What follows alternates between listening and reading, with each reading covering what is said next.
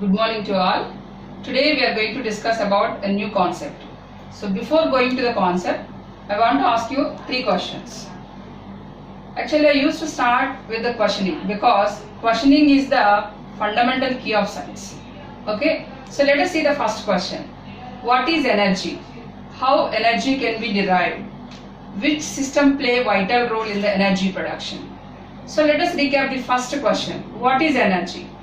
In terms of physics, generally the capacity to do work is called energy. But in terms of biology, so actually there are many forms of energy, but especially in terms of biology, we can say ATP is the very important form of energy. So what is ATP? ATP full form is adenosine triphosphate. And it also called as the energy currency of the cell.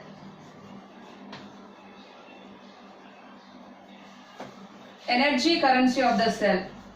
How currency play a vital role in our day-to-day life? Here, the ATP play a very important role in our body to produce energy for our all metabolic activities. So just I want to give you a brief description how ATP is produced in our body. Actually, when we take the food is generally in the form of, we'll take the food in the form of carbohydrates, proteins, fats. Especially carbohydrates and fats were considered as the energy giving foods. So after digestion, carbohydrates are converted into glucose. In the same manner, proteins into amino acids, fats into fatty acids. But here, glucose is very important, so I am talking about glucose now. So this glucose, in presence of oxygen, it converts into carbon dioxide plus water. So during this process, it produces ATP. So this ATP, furtherly, again it divides into ADP, adenosine diphosphate, and inorganic phosphate. So during this process, it releases 7,200 kilocalories of energy. In this way, each ATP molecule gives 7,200 kilocalories of energy for us. So just you imagine every day how much carbohydrates we are eating, how many glucose molecules are producing and how many ATPs are producing. So in that way, each ATP produces 7,200 kilocalories of energy and supports our life. That's what ATP is considered as the energy currency of a cell. So I hope I cleared the second question. How do we derive energy? So we derive energy from ATP. Okay. Now let us see the third question. Which system play a vital role? This whole process actually occurred inside a cell. Actually inside the cell, it have a special structure called as mitochondria. So and cytoplasm. So generally the production of ATP occurs in mitochondria. Most of the time it occurs in mitochondria and even in the cytoplasm also in some cells. So especially mitochondria play a very important role in the energy production. That's what mitochondria also called as powerhouses of the cell. Powerhouses of the cell, as they are producing energy. So mitochondria is considered as the powerhouses of the cell. So this whole process occurs with the support of respiratory system. So today we are going to discuss about one of the important life process named as respiration. Today class we will discuss about definition of respiration, discovery of gaseous and respiration, and steps or events of the respiration. The first step about respiration. Actually the respiration word came from a Latin word. The Latin word is respire, which means breathe in. So actual respiration means it starts from breathing or inhalation of gaseous to the usage of oxygen in the cells. So actual definition, when you come to the perfect definition of respiration, the complete oxidation of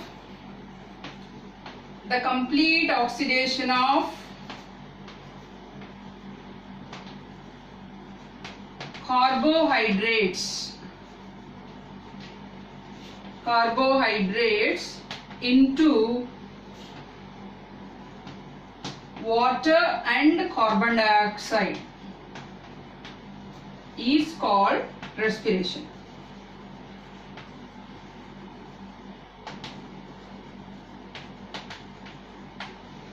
So now let us discuss the next point. What is the relation between the discovery of gaseous and the respiration?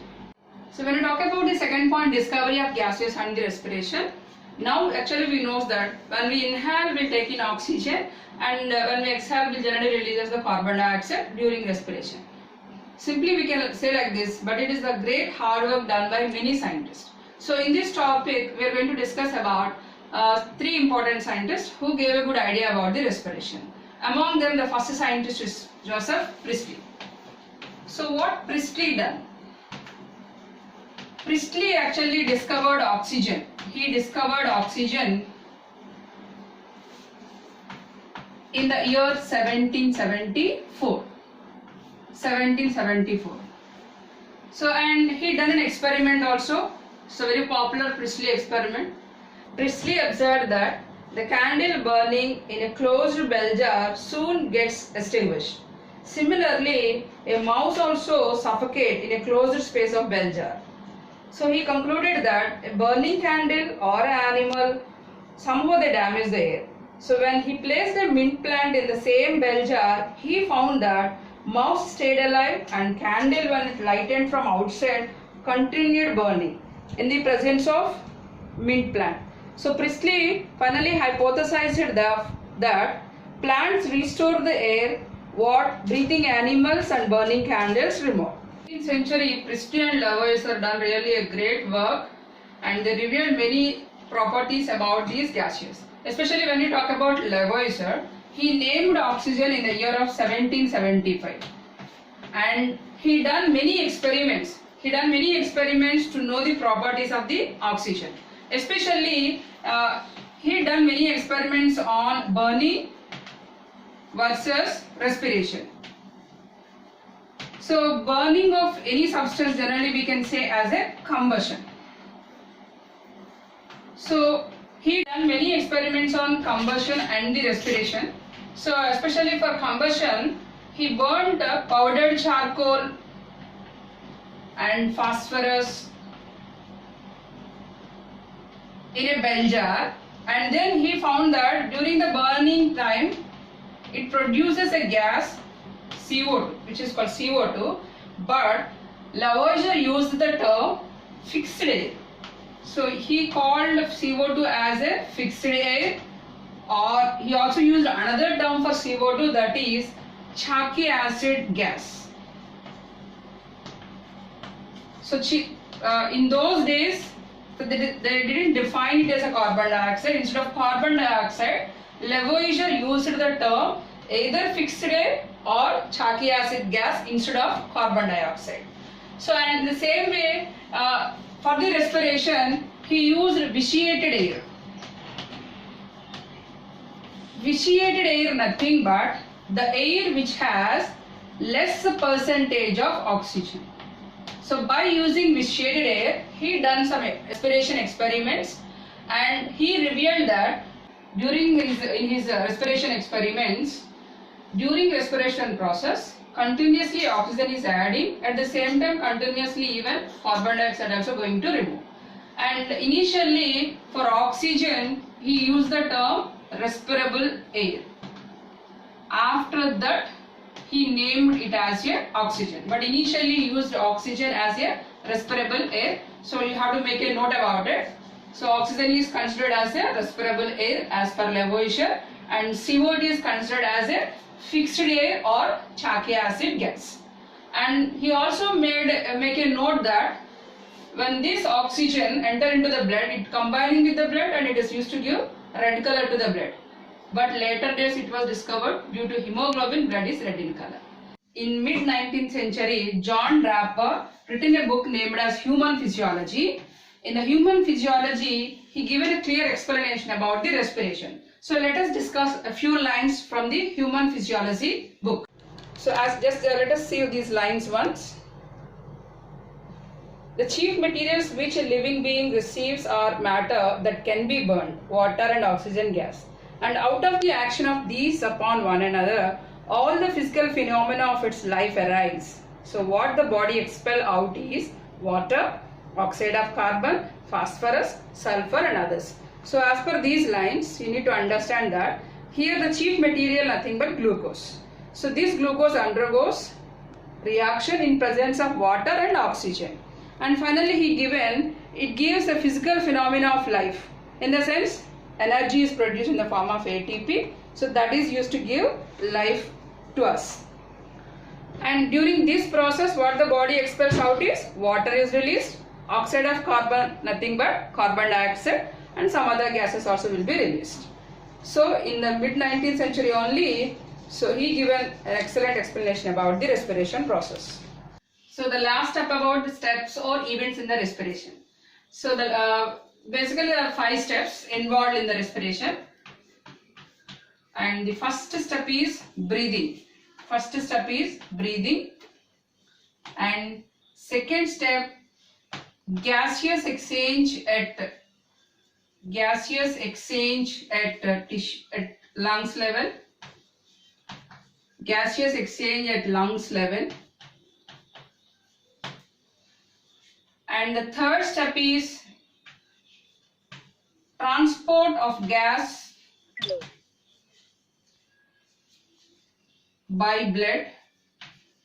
And the third step is gaseous exchange at tissue level.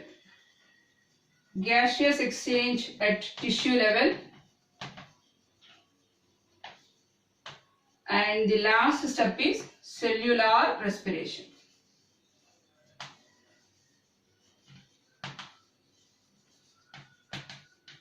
So what is breathing? Breathing means just inhalation and exhalation of gases.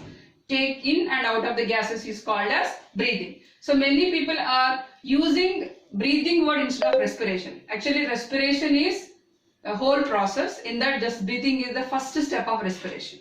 So never say both are not similar words. So try to understand both are not similar words. Breathing is the first step of the respiration. Just inhalation, exhalation of the gases is called breathing.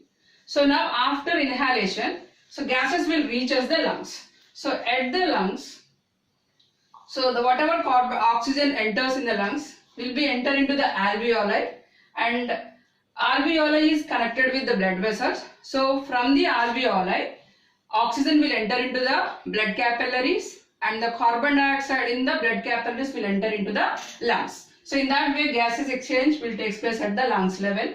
Next, whatever oxygen will enter into the blood capillaries. So now the oxygen will carry to all parts of the body through the blood circulatory system. So now the next step, this oxygen enters into each and every organ. So every organ have tissues, every tissue made up of cells. So now from the tissues, this oxygen will enter into the cells.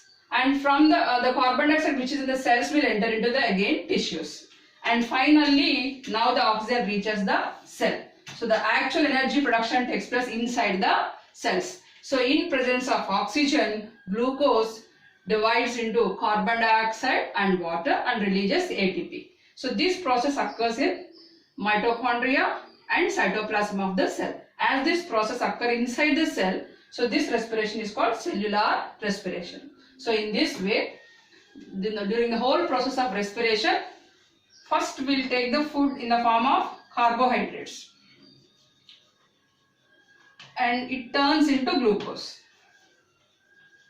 So now by breathing we will take oxygen. So in presence of oxygen, so finally carbon dioxide and water is formed. So this whole process we can say as a respiration. So conversion of or oxidation of carbohydrates into carbon dioxide and water is called as respiration. Who discovered oxygen? Who named oxygen? In terms of Lavoisier, what is fixed air or Chakia acid gas and respirable air? What is vitiated air? Which book written by John Draper? what are the steps or events in the respiration. I hope you all answered my questions. In the next class, we'll discuss about what is breathing and what is the pathway of air and what is the mechanism of human respiration. Keep watching. Thank you.